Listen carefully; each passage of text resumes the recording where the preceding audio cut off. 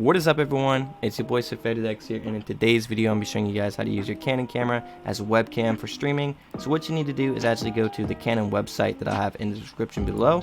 Just click that link and it will take you here, and it takes you to the EOS Webcam Utility Beta.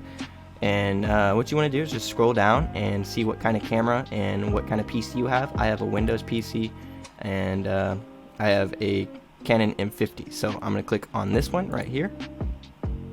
And what you're going to do is just scroll down. It's going to take you to a whole bunch of drivers, software things. What you want to do is just look for the ones that say Windows and the latest driver that you need. So this one is the EOS Webcam Utility Beta. This is the one we need. So I'm going to select it and download it. Hit OK. It's going to take me through all this. Get this downloaded. There you go. Now you got this open, click this, and it's going to tell you to go through all the settings. Obviously it's not going to say repair or remove, but since I already have it downloaded, that's why it's saying that. So don't worry about that, just get that out of the way, go through all the settings, set it up, and after that it's going to make you restart your PC. Once you restart your PC, get a phone charger or whatever kind of USB plugs into the side of your camera, and plug it in to your PC. And what's going to happen is it's going to bring up a little desktop icon on your Canon camera on the screen, and what you're going to want to do is just go to Streamlabs, click on Streamlabs.